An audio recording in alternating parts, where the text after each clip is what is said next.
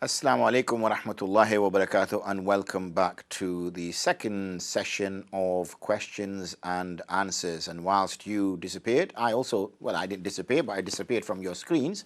I still stayed here, and alhamdulillah, Naeem Bhai came over and gave me some beautiful, succulent, juicy dates. Alhamdulillah, so that little sugar push will see me through till the end of today's program, alhamdulillah. So anyway, we had, what are we talking about? Questions and answers. So we spoke to Peter Brother earlier, just before the short break, and we spoke about having some level of empathy. And it's very, once you kind of get into this routine, you kind of becomes very, you become a little bit detached, It's a bit like going to a hospital, and you've got like a very serious illness, and the doctor can sometimes just lack empathy, and he's just kind of going through the motions. Yeah, really sorry to hear about that. And, he's just saying words which don't mean anything. And after that, you feel a little bit like, oh, come on, the doctor could have been a little bit more empathetic, This is the first time I'm dying. Okay, he's seen lots of people die in front of him, but it's the first time I'm dying.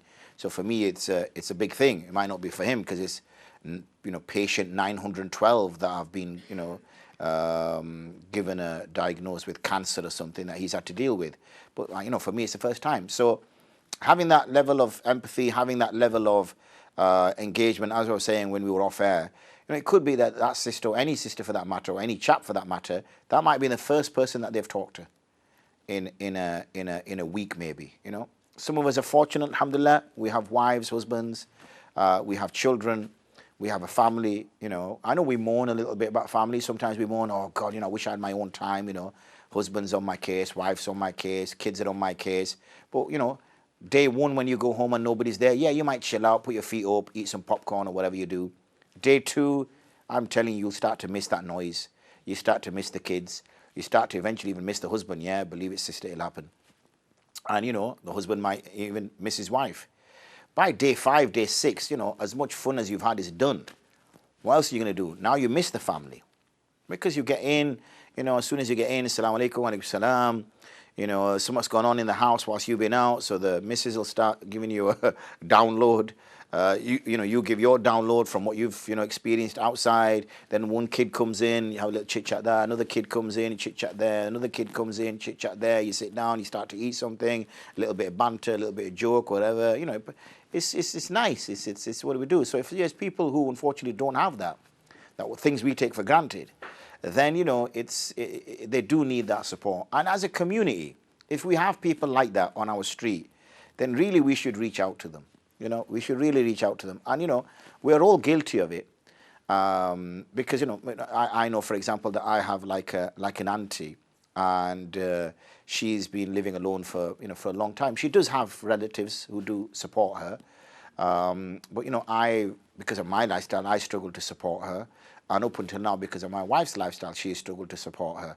But, recently my wife went to see her, and, she was so happy to see her. She literally pulled everything out of the kitchen, biscuits and chocolates, and it's like the table was full of things, like 90 people had turned up, and it was only my wife who turned up. But they're just so happy to see someone, just to talk to someone, and all she was doing was recollecting the old days, as ladies do. I think she's probably, I don't think I'm mistaken to think that she's probably 80. She's quite reasonably good for an 80-year-old, whatever that means. Yani she can walk with a little bit of support with a walking stick, which is, to me, that's not bad as an 80-year-old. If I could do that, alhamdulillah, that would be quite decent. Anyway, let's get to the job in hand. So let's look at some more Q&A. Okay, slightly long one. Assalamu alaikum. There seems to be a difference of opinion circulating within the Hanafi madhab with regards to travelling more than 48 miles without a mahram. Some scholars are saying it's okay to travel without mahram. Others are saying it's not permissible to travel without mahram. Then some scholars are saying that it's okay for sisters to travel in a group, not necessarily related, as long as at least one mahram of any member of the group is present. What are the specific rulings for individual and group travelling? There are some sisters who are actually individually travelling more than 48 miles without mahram. What is the correct fiqh ruling? Are there any exceptions to travelling without a mahram in today's society? Travelling more than 48 miles to go on a school-college trip, which are necessarily part of the curriculum. Travelling more than 48 miles to raise money for Islamic charity events. Travelling amongst a group of sisters. Or one of the sisters' mahrams is present and they're not related. Or without a mahram to attend a wedding, etc. Also, how do you work out where the 48-mile boundary starts? Wa alaikum assalam wa rahmatullahi wa barakatuh. Firstly, the concept of this 48 miles comes from the words of 48 from the books of fiqh, which mention 48 mil. It starts off really the distance a camel can travel, the number of farsakh that a camel can travel. That's then the farsakh has been changed into mil. Mil is the Arab mile. It's called a mil. Now, some have suggested that it's the same size as the English mile. And as a result, 48 mil has become 48 mile. Others say no, the Arab mile is slightly bigger than the English mile. So 48 mil does not become 48 miles. And that's the opinion that I have, that 48 mil is actually 55 miles. It's 55.3 or something, or 2, I can't remember when I worked it out.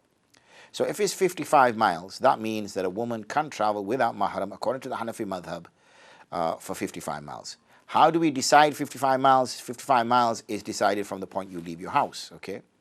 So when you leave your house and you put your sat-nav in, so if you're traveling to Manchester, you put in your sat-nav and it's 48 miles, you know, or let me just not use that number, it says 47 miles, then there's no problem. You can travel because it's 55 miles, even if it's 52, no problem. You don't need a mahram to travel for 52 miles.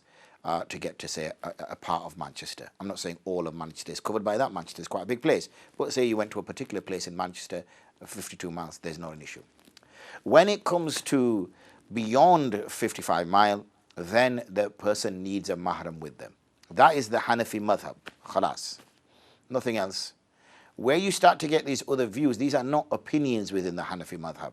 These are opinions espoused by contemporary Hanafi scholars, not Hanafi opinions within the Hanafi madhab. Those opinions don't exist in the Hanafi madhab.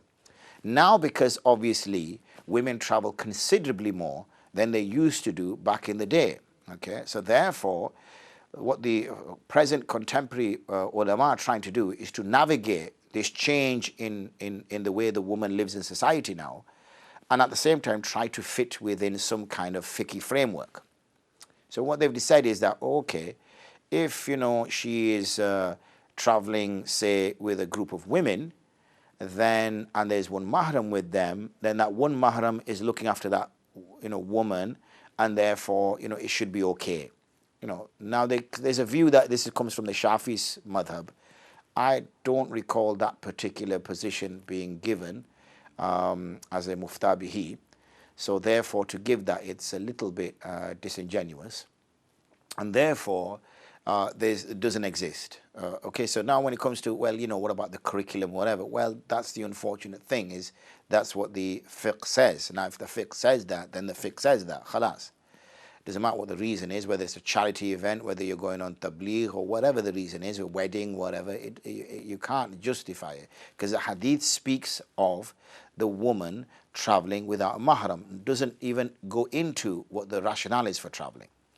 Now, people might say, yes, you yourself have just said that, Mufti Sahib, that you know, this was a time when women did not travel that far, and obviously women were traveling through, you know, deserts and open fields, and there were bandits and all the rest of it. You know, we don't live in that kind of society. Could we not kind of re-look at this? Well, if we're going to, inverted commas, re-look at this, then it would require research. We can't just decide to change opinion, or one person decides that he's going to give a different opinion. This has to be a collective task carried out, and even if not a collective task, it has to be a task carried out by a very capable, reputable scholar who does the work, and then what he does is he shares it and gets the views of a large number of respectful scholars to say that we're re-looking at this particular matter, and as a consequence, this is the position we're now going to espouse based on these reasons, and this is the framework that we're working on. That hasn't happened. So as it stands, within the Hanafi madhab, there is one position, and that is 55 miles. As I said, that's the view that I take. There is an understanding that it's still 48 miles. So whichever, obviously, mufti you follow, then go by what he says. Obviously, I say 55, so if you follow my opinion, then it's 55. And that means you can travel up until that distance without the need of a mahram. Anything beyond would require the need of a mahram. That's the Hanafi position.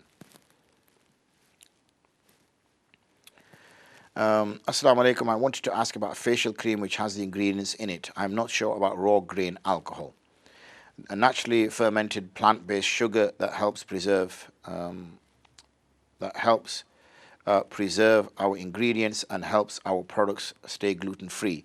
This alcohol is not drying. In fact, it is used to hold and stabilize our botanical tinctures. That's a word and a half. And extracts. It is an organic cream for my daughter as she suffers from really bad dry skin.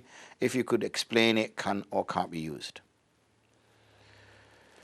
Wa alaikum assalam wa rahmatullahi wa barakatuh. Taking into consideration, obviously, that your daughter has a skin condition, but not only that, most face creams or most, what do you call this? Makeups, creams, whatever you want to call them, that ladies put on, but even now chaps use, you will find that it will contain some form of alcohol. That's just the reality of it, because it is something which is a solvent, an organic solvent, because we use lots of organic molecules in creams that it will dissolve in, and it can be used, as it's explaining here, to hold the product together, or to stabilize. Now, what is stabilizing? These botanical tinctures and these extracts are obviously organic, and they won't stay stable in water because they will become an emulsion.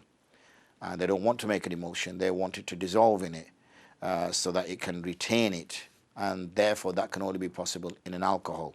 So you'll find that in 99% of, and I've said this, and my dear sisters, it would be appreciated if we looked at all these answers before asking similar questions. That's to the group, obviously. So, in this case, it will be permissible to use, okay, for that case. Assalamu alaikum. I want to ask that I've eaten this pizza that was made from eggs that are not cleaned properly. The eggs we find here have droppings of the chicken on them, so we wash them before cooking, but this time the eggs that are used in the pizza dough were not washed properly. Now I'm feeling I'm eating something impure. Wa alaikum salam wa rahmatullahi wa barakatuh. Sister, if there were any droppings on it, it would be on the shell, and I don't think you put the shell in the pizza. As I understand, you remove the shell and then you use it, so there would be no, this is just shak. You cannot have shak. You have to look at what is yaqeen, that there is actually droppings in something. So I would disregard that shak. Okay, so that's all them questions dealt with on there. Not sure how much time we have left now. I'll take a sip of my coffee. And I didn't hear anything in my ear. You see, I gave a hint as well, and maybe people are off duty. So we'll soon find. So we've still got alhamdulillah time. So please do call in. The number to ring is 01274 214 299. You've just over 5 minutes left, so might sneak one in. Okay, so get on the blower right now, as they say. 01274 214 299. What we're going to do is pick up some questions from the gents group, okay? Let's see if there's any questions that were outstanding from there. Let's go for this one. Assalamu alaikum. Is it impermissible to name a child Rahman without the alif lam, or is it only impermissible when it has the alif lam in it? Wa alaikum assalam wa rahmatullahi wa barakatuh. It only becomes impermissible when you use the word Rahman when it has the alif lam, as in Ar-Rahman. When you use Ar-Rahman, then you have to use Abd before it, so it becomes Abdur Rahman. But if you don't use Al-Rahman or A-L Rahman, and you just put Rahman, then that is fine. It's not a problem there. It is the Al part which is specific to Allah subhanahu wa ta'ala. So, we have to be careful with names. Sometimes names are double barrel names, aren't they? Like the father might be called Abdur Rahman, and then he has a son. So he names the son Hassan. So then they say, oh, what's your surname? So he says Rahman. But Rahman is not his surname. Abdur Rahman is a single name. So if your name is Abdur Rahman, you must have a family name like Khan or Patel or, whatever, Chotia or something, you have a surname. So that's the surname the child gets. Abdur Rahman is a single name, even if, as we call it, is double barrel. Is in, all it is because it's Abdur Rahman. It's only 2 syllables or 3 at best, okay? So that's just one name. People think Abd is one name and Rahman, so they put Abdul or Rahman. Abdul is not a name. Okay, Abdul doesn't mean anything. So it's Abdul Rahman or Abdullah. So what I prefer is when you write Abdul Rahman, you write it as Abdurraham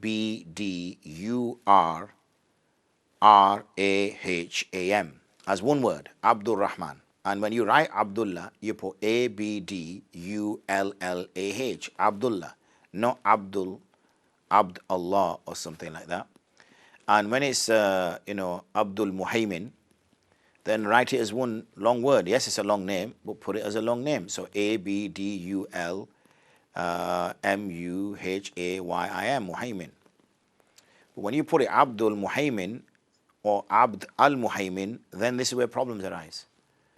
So this is about understanding how to name our children. Okay, so that's that question.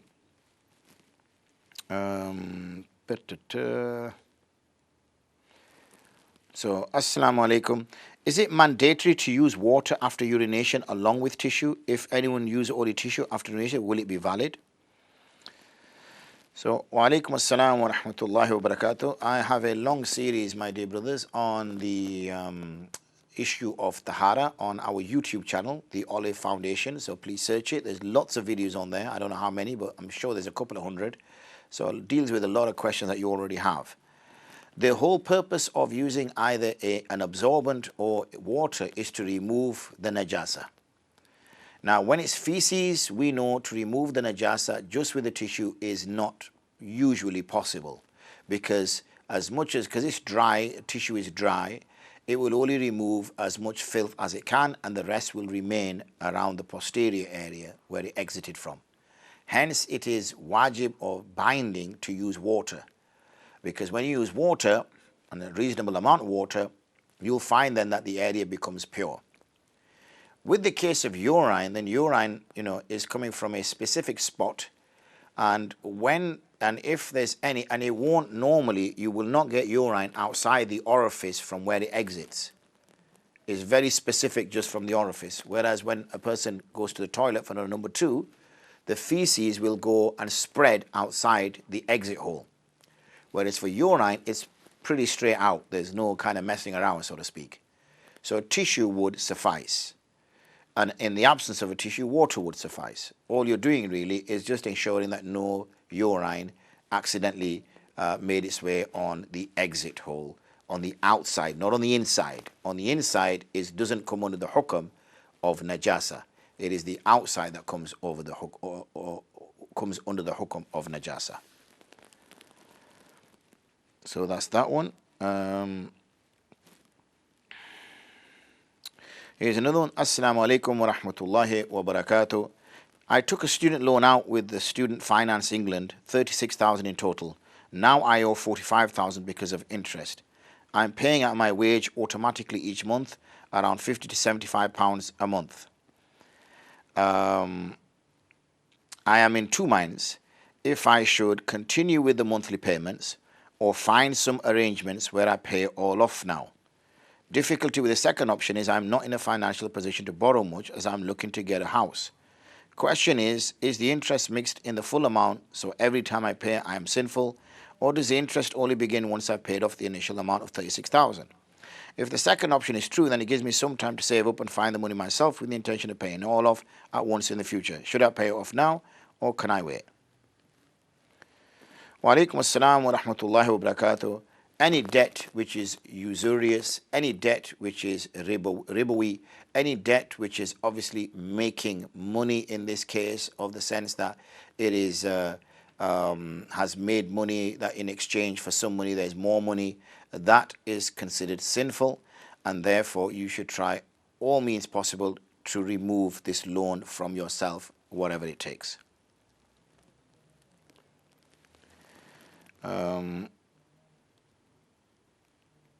And I think that gets us to the end of those questions. Alhamdulillah. So ladies group to max, gents group to the max.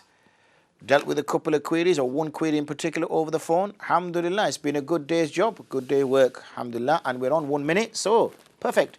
It's as though it was all planned really well by me, and and it's come off like that. That's what it looks like. I didn't say that's what it was. I said that's what it looks like. It looks like that I've planned it really well, and it's all done. So alhamdulillah, may Allah subhanahu wa ta'ala accept our efforts to try our utmost to deal with your queries. We've dealt with at least nearly a dozen queries through our Darul Iftar platforms. We've dealt with a query or at least a topic that we discussed somebody who rang into the studio. So inshallah ta'ala, if all goes well, I will be here on Thursday and Friday, my brother, and everybody else for that matter, because there's no plan for me not to be here. Obviously, if Allah plans that I'm not here, then I can't say that. But there's no plans on my part or no plans on the studio's part for me not to be here. So all being well, inshallah ta'ala, I will be here with you, same time, same place, talking about the same things. Well, hopefully not talking literally about the same things, because then it'll just be a repeat tomorrow, inshallah. So look after yourselves. May Allah bless you all, and make dua for me, and I will make dua for you. I will see you all, inshallah ta'ala, tomorrow. Assalamu alaikum wa rahmatullahi wa barakatuh.